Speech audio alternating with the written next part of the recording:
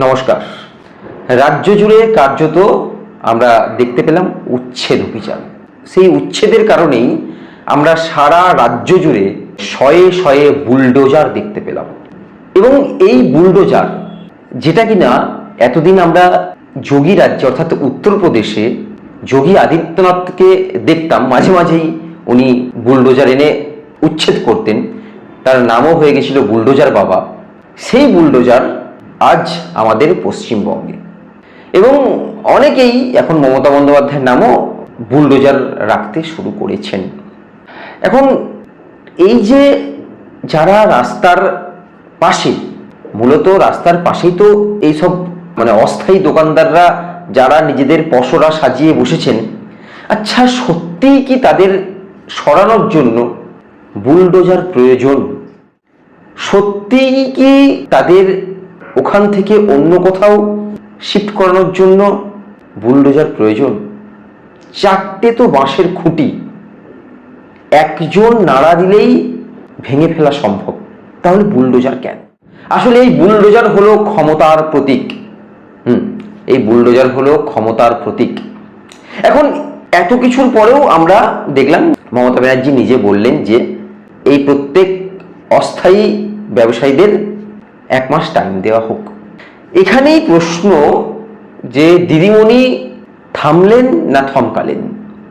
যেটাই হোক, যদি থামেন বা থমকান, দুটোই দেশের জন্য, জাতির জন্য ভালো। জাতি বলতে বাঙালি জাতির জন্য বা আপামর জাতির জন্য ভালো।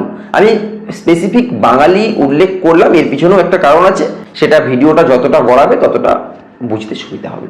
এখন ব্যাপার হলো, এত কিছুর পরেও শুভ বুদ্ধি খুব তাড়াতাড়ি উদয় হলে সেটা সরকার এবং দলের পক্ষে মঙ্গলময়। আচ্ছা, এতগুলো কথা কেন বলছি? তার একটাই কারণ, যে সমস্ত হকাররা, যে সমস্ত অস্থায়ী ব্যবসায়ীরা যারা আজকে রাস্তার পাশে বসেছেন, খুব প্র্যাকটিক্যাল একটা কথা ভাবুন, কজন এমন আছেন যারা গায়ের জোরে ওই জায়গাটায় বসেছেন? কজন আছে? এমন বোধহয় কেউ নেই যারা গায়ের জোরে, অন্তত কলকাতা বা অন্যান্য মিউনিসিপ্যালিটি শহরগুলোর কথা বলছি আমি, গ্রামগঞ্জের কথা ছেড়ে দিন। কারা আছেন যারা নিজেদের গায়ের জোরে, নিজেদের ক্ষমতার জোরে বসেছেন? লোকাল কাউন্সিলরকে পয়সা দেননি, লোকাল নেতারা পয়সা পায়নি, বা কলকাতা মতো শহরে তো পুলিশও পয়সা খায়। কি অদ্ভুত সিস্টেম! অন্যান্য জায়গায় পুলিশের পয়সা খাওয়ার ক্ষমতা নেই, কিন্তু কলকাতা একটা এমন জায়গা, যেমন পার্টির ছেলেদের পয়সা দিতে হয় তেমন পুলিশেও পয়সা দিতে হয়। কি অদ্ভুত সিস্টেম! তাহলে এখন এতগুলো লোককে যেদিন বসায়, সেদিন কোথায় ছিলেন? সেদিন জানতেন না তৃণমূল সুপ্রিমো, সেদিন জানতেন না এ রাজ্যের মুখ্যমন্ত্রী মমতা বন্দ্যোপাধ্যায়, সেদিন উনি কোথায় ছিলেন? আজ এতগুলো মানুষ কি খাবে? কোথায় যাবে? সামনে পুজো আসছে, রথযাত্রা থেকে পুজো আমরা প্রত্যেকেই জানি 90 দিন থাকে, 3 মাস বাকি থাকে। 3 মাস পর পুজো। এই সময় মানুষ নিজের একটু পয়সা জমিয়ে আরো কিছু ইনভেস্ট করে ব্যবসা বাড়ায়। সেখানে এই সময় এতগুলো দোকান ভেঙে গুঁড়িয়ে দেওয়া হলো, তারা যাবে কোথায়? কেনই বা মমতা বন্দ্যোপাধ্যায়, এ রাজ্যের মুখ্যমন্ত্রী, অনারেবল চিফ মিনিস্টার, কেন একবার সহৃদয় দৃষ্টি থেকে ভাবলেন না যে এদেরও তো সংসার আছে, এদেরও তো পরিবার আছে, কোথায় যাবে? দেখুন, ভেঙে ফেলা খুব সহজ, এবং সেখানে বুলডোজার আনা আরো সহজ, কারণ আমি আগেই বললাম বুলডোজার একটা ক্ষমতার প্রতীক। 29টা আসন, তার একটা ছোট্ট হলেও দম্ভ থেকেই যায়। সে দম্ভ থেকেই কি তাহলে বুলডোজারের আগমন? নাকি সত্যি সত্যি উনি এ রাজ্যে এত বিহারি বা উত্তরপ্রদেশ বা উড়িষ্যা, অসমের লোক ভরে গেছে, যেটাকে উনি সত্যি তাদেরকে স্বদেশে ফিরিয়ে দিতে চান? উনি এই কথাও বলছেন যে আমার রাজ্যে আমি কেন 5টা রাজ্যের ভার বহন করব। আচ্ছা, সেই যুক্তি থেকে আপনি সাউথ ইন্ডিয়ার স্টেটগুলোতে যান, ওখানে তো ভেলোর বা ব্যাঙ্গালোরে শয়ে শয়ে বাঙালি রোগী, ওনারা কেন আমাদের চিকিৎসা দিচ্ছেন তাহলে? হ্যাঁ, আপনি বলবেন যে ওনারা পয়সা নিয়ে দেয়, অনেক ফ্রি অর্গানাইজেশনও আছে, তারা কেন বাঙালিদের তাহলে দেবে? সেই একই প্রশ্ন তো উঠতে পারে। এখন ব্যাপার হচ্ছে, বসতে দেবার আগে প্রত্যেকটা প্রত্যেকটা মানুষের কথা ভাবা উচিত ছিল। আজকে যে সমস্ত কাউন্সিলররা, যে সমস্ত এলাকার নেতারা পয়সা খেয়ে বসিয়েছেন, আমার মনে হয় তাদের আগে উচিত সেই সমস্ত কাউন্সিলরদের ধরা, যে তুমি আমাকে পয়সা দিয়ে বসিয়েছো, আমার ব্যবসার এত বড় ক্ষতি হলো, তুমি আমাকে ফেরত দাও, কোথা থেকে তুমি জানি না। প্রয়োজনে এর জন্য গণ আন্দোলন হতেই পারে, এর জন্য গণ আন্দোলন মুখ্যমন্ত্রী বলে দিতে পারে, এবং বলে দিলে পুলিশ বা কর্পোরেশনের কাজ এটাই, চলো ভেঙে দাও গিয়ে। তার মানে কি, আমার একদল লোক পয়সা নেবে বসানোর জন্য, আবার আমি এদেরকে তুলে দেবো, আবার বসাবে, আবার পয়সা নেবো, আবার তুলে দেবো। তাহলে এটা কি একটা সার্কুলার প্রসেস চলতে থাকবে নাকি?